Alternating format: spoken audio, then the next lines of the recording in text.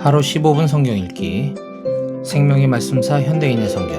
오늘은 제4일차로 창세기 19장부터 시작합니다. 창세기 19장. 그날 저녁 그 두 천사가 소돔에 도착했을 때 롯이 소돔 성문에 앉아 있었다.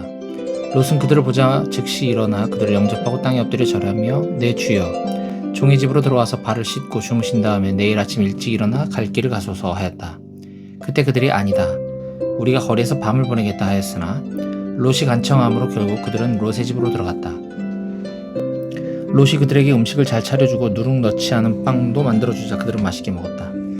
그들이 잠자리에 들기 전에 소돔 사람들이 어른아이 할 것 없이 사방에서 마구 몰려와 그 집을 둘러싸고 롯을 부르며 오늘 저녁 네 집에 온 사람들이 어디 있느냐, 그들을 끌어내라, 우리가 강간하겠다 하고 외쳤다. 롯이 밖으로 나가서 등 뒤로 문을 닫고 그들에게 말하였다. 여러분 부탁입니다. 제발 이런 악한 짓은 하지 마세요. 나에게 10가지 아는 두 딸이 있습니다. 그 딸들을 당신들에게 내어줄 테니 당신들 좋을 대로 하시고 이 사람들에게는 제발 아무 짓도 하지 말아주시오. 이들은 내 집에 온 손님들입니다. 그러나 그들이 너는 물러서라, 이 이방인들을 들어와서 살게 하더니 이제는 이놈이 우리 법관 노릇을 하려고 드는구나. 그들보다 내가 먼저 혼이 나야겠다 하고 롯을 계속 밀어붙이며 달려들어 문을 부수려고 하였다. 그때 안에 있던 그 사람들이 손을 내밀어 롯을 집 안으로 끌어들이고 문을 닫은 다음 어른아이 할 것 없이 문 밖에 있는 사람들의 눈을 모조리 어둡게 하자 그들은 문을 찾지 못하였다. 그리고 그 두 사람이 롯에게 말하였다. 이곳에 너 외에 또 다른 사람이 있느냐? 내 자녀나 사위나 그 밖에 다른 친척이 이 성 안에 있으면 그들을 모두 성 밖으로 나가게 하라. 우리가 이 성을 멸망시키겠다. 이 성의 죄악이 하늘에 사무쳤으므로 여호와께서 이 성을 멸망시키려고 우리를 보내셨다. 그래서 롯이 나가자 자기 딸들의 약혼자들에게 너희는 빨리 이 성에서 떠나라. 여호와께서 이 성을 멸망시키실 것이다 하였으나 그들은 그 말을 농담으로 여겼다. 동이 트자 천사들이 롯을 재촉하며 서둘러 여기 있는 내 아내와 두 딸을 데리고 나가거라. 그렇지 않으면 너희가 이 성과 함께 망하고 말 것이다 하였다. 그러나 롯이 망설이자 그 천사들이 롯과 그의 아내와 두 딸의 손을 잡아 성 밖으로 이끌어내었는데 이것은 여호와께서 롯에게 자비를 베푸셨기 때문이었다. 천사들은 그들을 성 밖으로 이끌어낸 후에 이렇게 말하였다. 너희는 도망하여 목숨을 구하라. 뒤돌아보거나 도중에 멈추지 말고 산으로 도망하라. 그렇지 않으면 죽게 될 것이다. 그러나 롯이 이렇게 말하였다. 내 주여 제발 그렇게 하지 마소서. 주께서는 내 생명을 구하시려고 나에게 큰 은혜와 사랑을 베푸셨습니다만 내가 산까지 달아날 수가 없습니다. 도중에 재앙을 만나 죽을지도 모릅니다. 보십시오. 저기 도망하기에 가까운 작은 성이 있습니다. 저 성은 아주 작지 않습니까? 나를 그리로 도망가게 해주십시오. 그러면 내가 안전할 것입니다. 그러자 그가 대답하였다. 좋다. 내가 내 요구대로 그 성을 멸망시키지 않겠다. 너희는 빨리 그곳으로 도망하여라. 너희는 그곳에 도착할 때까지는 내가 아무것도 할 수 없다. 그래서 그때부터 그 성 이름을 작다는 뜻으로 소알이라고 불렀다. 롯이 소알에 이르렀을 때 해가 떠오르고 있었다. 그때 여호와께서 소돔과 고모라 성에 하늘에서 유황과 불을 비처럼 쏟아 그 성들과 온 들과 거기에 사는 모든 사람들과 땅에서 자라는 모든 것을 완전히 소멸하셨다. 그러나 롯의 아내는 뒤를 돌아보았기 때문에 소금 기둥이 되었다. 그날 아침에 아브라함이 일찍 일어나 전날 여호와 앞에 섰던 곳으로 가서 소돔과 고모라와 그 온 들을 바라보니 그 땅에서 시꺼먼 연기가 치솟아 오르고 있었다. 하나님은 롯이 살던 들의 성들을 멸망시키실 때에 아브라함을 생각하셔서 롯이 그 재앙을 안전하게 피할 수 있도록 하셨다. 롯은 소알에 사는 것이 두려워 두 딸과 함께 그곳을 떠나 산으로 올라가서 동굴 속에 살았다. 하루는 큰딸이 작은딸에게 이렇게 말하였다. 우리 아버지는 늙으셨고 이 일대에는 세상 관습대로 우리와 결혼할 남자가 없다. 그러니 우리가 아버지에게 술을 먹이고 아버지의 잠자리에 들어 아버지를 통해 우리 가족의 혈통을 이어가자. 그러고서 그들은 그날 밤 아버지에게 술을 먹이고 먼저 큰딸이 아버지의 잠자리에 들었다. 그러나 아버지는 술에 취하여 딸이 한 일을 전혀 알지 못하였다. 다음날 큰딸이 자기 동생에게 어젯밤에는 내가 아버지의 잠자리에 들었다. 오늘 밤에도 우리가 아버지에게 술을 먹이자.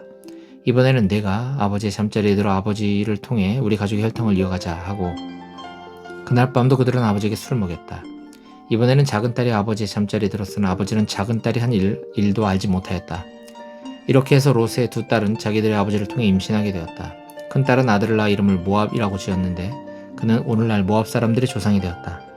그리고 작은딸도 아들을 낳아 이름을 벤암미라고 지었으며 그는 오늘날 암몬 사람들의 조상이 되었다. 창세기 20장. 아브라함은 그곳 마므레에서 남쪽 네겝 지방으로 이주하여 가데스와 술 사이에서 살았다. 후에 그는 그랄에 가서 머물게 되었다. 거기서 그는 자기 아내 사라를 누이 동생이라고 하였으므로 그랄 왕 아비멜렉이 사람을 보내 그녀를 자기 궁전으로 데려오게 하였다. 그러나 그날 밤 하나님이 아비멜렉의 꿈에 나타나셔서 내가 데려온 이 여자 때문에 너는 죽게 될 것이다. 그녀는 이미 결혼한 유부녀이다 하고 말씀하셨다.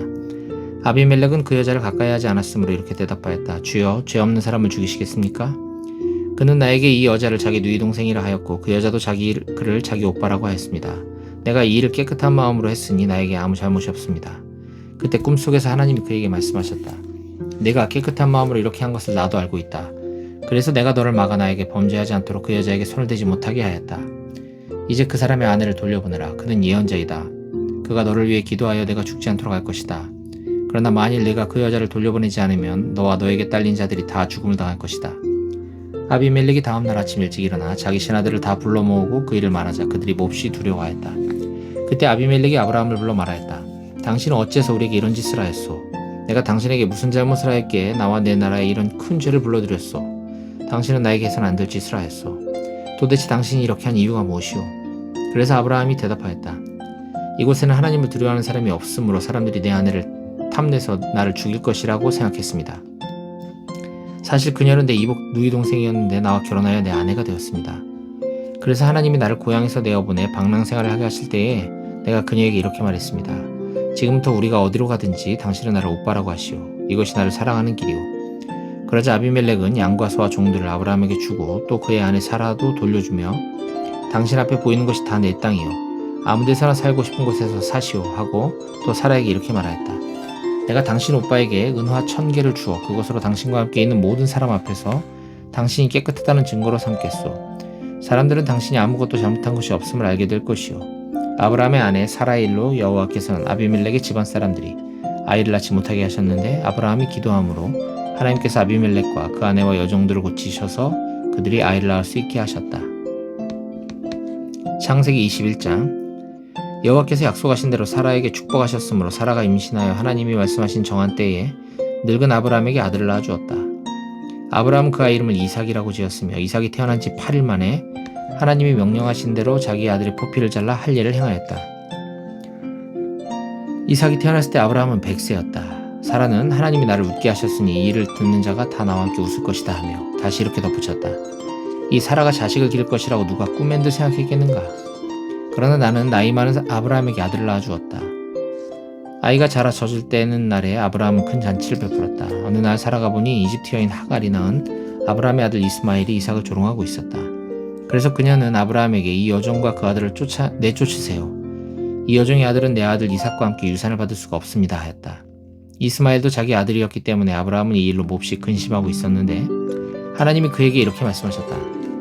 그 아이나 내 여종에 대하여 근심하지 말고 사라가 너에게 말한 대로 하여라. 이삭을 통해 난 사람이라야 내 후손으로 인정될 것이다. 그리고 내 여종의 아들도 내가 낳은 자식이니 내가 그에게도 많은 후손을 주어 한 민족을 이루게 하겠다. 아브라함이 다음날 아침 일찍 일어나 빵과 물 한 가죽 부대를 가져다가 하갈의 어깨에 메어주고 아들과 함께 내보내니 하갈이 그곳을 떠나 브엘세바 광야에서 방황하였다. 가죽 부대에 물이 떨어지자 하갈은 아들을 떨기나무 아래에 두고 100m쯤 떨어진 곳에 가서 주저앉아 자식이 죽는 것을 차마 볼 수 없다며 목 놓아 울기 시작하였다. 하나님이 그 아이의 우는 소리를 들으셨다. 그래서 하나님의 천사가 하늘에서 하갈을 불러 말하였다. 하갈아, 무슨 일이냐? 두려워하지 말아라. 하나님이 저 아이의 울음소리를 들으셨다. 너는 일어나 아이를 일으켜 세우고 위로하라. 내가 그의 후손을 큰 민족이 되게 하겠다. 하나님이 하갈의 눈을 밝히시자 그녀는 샘물을 보고 가서 가죽 부대에 물을 채워다가 아이에게 주어 마시게 하였다. 그 아이가 성장할 때 하나님이 그와 함께 하셨다. 그는 광야에 살며 활의 명수가 되었는데 그가 바란 광야에 살 때에 그의 어머니가 이집트 여자를 데려와 그와 결혼시켰다.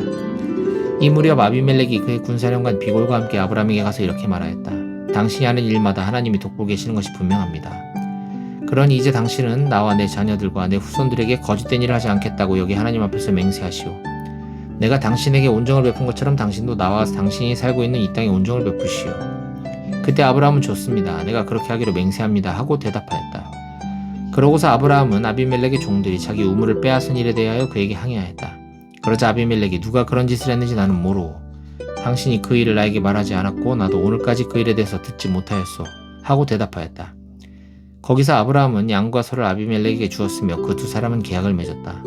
아브라함이 암양 새끼 7마리를 따로 떼어놓자 아비멜렉이 아브라함에게 이렇게 하는 이유가 무엇이오 하고 물었다. 그래서 아브라함이 당신은 내가 이 우물을 팠다는 증거물로 이 7마리의 암양 새끼를 받으시오 하고 대답하였다.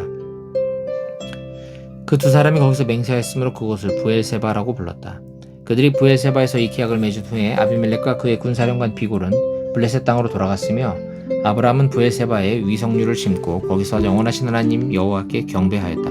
그리고 아브라함은 블레셋 땅에서 오랫동안 살았다. 창세기 22장. 그 후에 하나님이 아브라함을 시험하시려고 아브라함아 하고 부르시자 그는 내가 여기 있습니다 하고 대답하였다.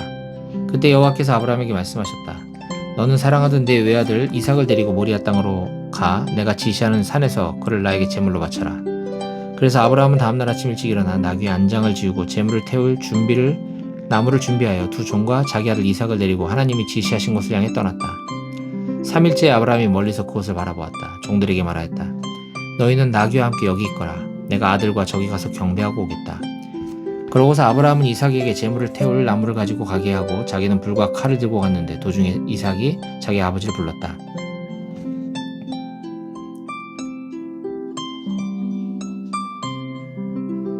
아버지 왜 그러느냐? 불과 나무는 여기 있는데 제물로 바칠 어린 양은 어디 있습니까? 얘야, 제물로 바칠 어린 양은 하나님이 직접 준비하실 것이다. 그들이 계속 걸어서 하나님이 지시하신 곳에 이르렀을 때 아브라함은 그곳에 단을 쌓고 나무를 버려놓은 다음 자기 아들 이삭을 묶고 단의 나무 위에 올려놓았다. 그리고 그가 손을 내밀어 칼을 잡고 자기 아들을 치려고 하는 순간 여호와의 천사가 하늘에서 아브라함아 아브라함아 하고 불렀다. 아브라함이 내가 여기 있습니다 하고 대답하자 천사는 그 아이에게 손을 대지 말아라. 그에게 아무 해도 입히지 말아라. 내가 하나밖에 없는 내 외아들까지 아끼지 않았으니 내가 하나님을 두려워하는 줄을 내가 이제 알았다 하고 말하였다. 아브라함이 주위를 살펴보니 뒤에 순양 한 마리가 있는데 뿔이 수풀에 걸려 있었다. 그래서 아브라함은 그 순양을 가져다가 아들 대신 제물로 바쳤다. 아브라함이 그곳 이름을 여호와 이레라고 불렀으므로 오늘날까지도 사람들이 여호와의 산에서 준비될 것이다 라는 말을 하고 있다. 여호와의 천사가 하늘에서 다시 아브라함을 불러 여호와의 말씀을 전하였다. 내가 내 이름으로 맹세하지만 네가 이처럼 하나밖에 없는 내 아들까지 아끼지 않았으므로 내가 너에게 한없는 복을 주어 내 후손을 하늘의 별과 바닷가의 모래알처럼 많게 하겠다. 내 후손들이 그 원수들을 정복할 것이다. 그리고 내가 나에게 순종하였으므로 내 후손을 통해 세상의 모든 민족이 복을 받을 것이다.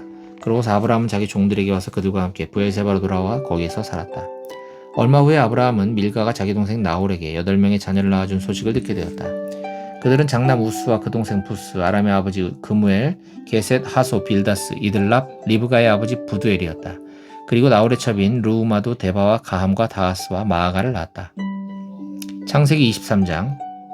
사라는 127세까지 살다가 가나안 땅의 헤브론 곧 기럇 아르바에서 죽었다. 아브라함이 그녀의 죽음을 슬퍼하며 울다가 그 시체 곁에서 일어나 햇사람들에게 가서 말하였다. 나는 당신들 가운데 살고 있는 나그네임의 이방인입니다. 죽은 내 아내를 묻을 매장지를 나에게 좀 파십시오. 그러자 그들이 아브라함에게 대답하였다. 당신은 우리 가운데 사는 위대한 지도자입니다. 우리 묘지 중에서 제일 좋은 것을 택하여 당신의 아내를 장사하십시오.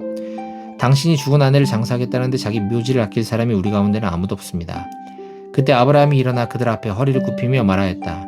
당신들이 기꺼이 이곳에 내 아내를 장사하도록 허락해준다면 소알의 아들 에브론에게 부탁하여 그의 밭머리에 있는 막벨라 굴을 나에게 팔아 우리 가족의 매장지가 되게 해주십시오. 물론 충분한 값을 지불해드리겠습니다. 이때 에브론이 성문 집회장소에서 다른 햇사람들과 함께 앉아있다가 그곳에 모인 사람들이 다 듣는 데서 이렇게 말하였다. 제발 그렇게 하지 마시고 내 말을 들으십시오. 내가 내 동족들 앞에서 그 밭과 굴을 당신에게 드릴 테니 당신의 죽은 아내를 거기 장사하십시오. 그러나 아브라함은 햇사람들 앞에 다시 몸을 굽히고 모든 사람이 듣는 데서 에브론에게 말하였다. 아닙니다. 내가 그 땅값을 지불하겠습니다. 아무쪼록 그것을 받으시고 죽은 내 아내를 장사할 수 있게 해주십시오. 그러자 에브론은 다시 아브라함에게 제발 내 말을 들으십시오. 땅값은 은 4.5kg이지만 나와 당신 사이에 그것이 무슨 말씀입니까? 당신의 아내를 거기에 장사하십시오 하였다. 그래서 아브라함은 에브론이 대중 앞에서 말한 대로 은 4.5kg을 달아 에브론에게 주었다. 그래서 마므레 앞 막벨라에 있는 에브론의 밭과 그 속의 굴과 밭 언저리에 둘러서 있는 모든 나무들이 그곳에 모인 모든 햇사람들 앞에서 다 아브라함의 소유가 되었다. 그러고서 아브라함은 자기 아내 사라를 가나안 땅의 마므레 앞 막벨라 밭에 있는 굴에 장사하였다. 이렇게 해서 햇사람들은 그 밭과 그 속의 굴을 아브라함에게 매장지로 양도하였다.